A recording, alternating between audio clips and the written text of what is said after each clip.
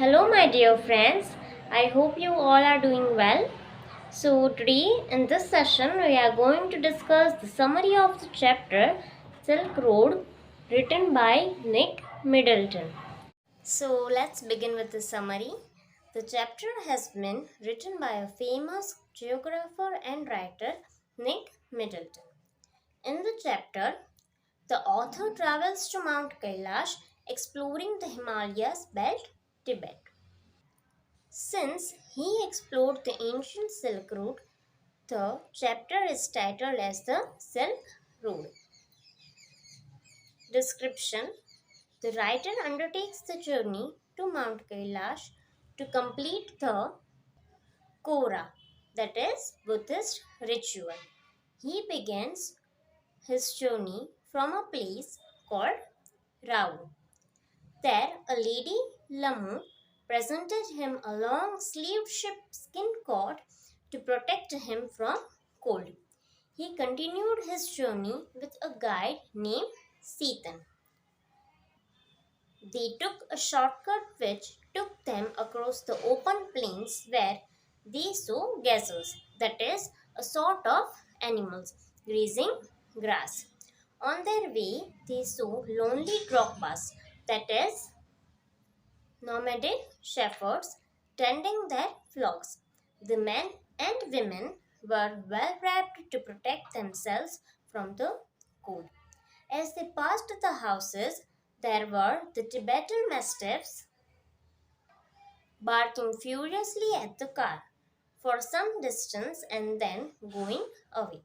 The Tibetan mastiffs, that is, a huge dog, guarding the dark tents of nomads.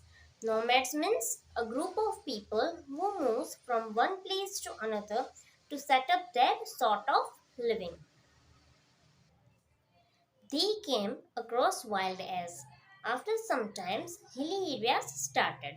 Soon the mountain turns became sharper and bumpier. There was a sudden and unexpected fall of snow which started blocking their way. When they were at 5,210 meters above the sea level, the icy top layer of the snow was very dangerous. The car could slip off the road. The snow continued blocking their way. Seaton took some soil and spread it on the snow, and they were able to cross the road safely.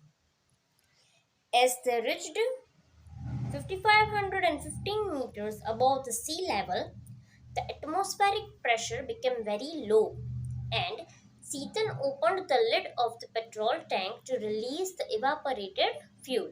After they continued their journey, they found men with pickaxes and shovels on the other side of the pass.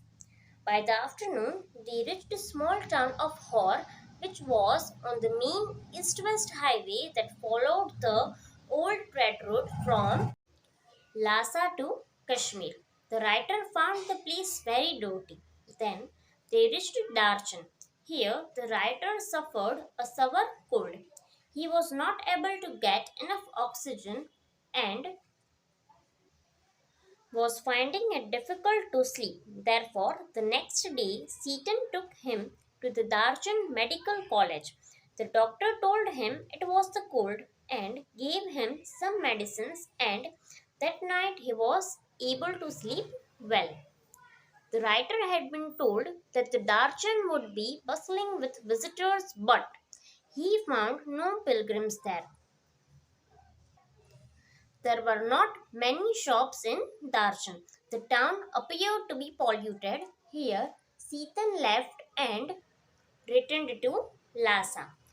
The writer wanted to reach Mount Kailash to complete his pilgrimage, that is, Kora. But he didn't want to do it alone. He was looking for someone who could speak or understand English. One day he was sitting in a cafe. Then the writer met Norbu, who was a Tibetan man and working in Beijing at the Chinese Academy of Social Science in the Institute of Literature. The writer was glad to find that Norbu was also going for the Kora. Both of them completed the rest of the journey together. So, what is the conclusion of the chapter?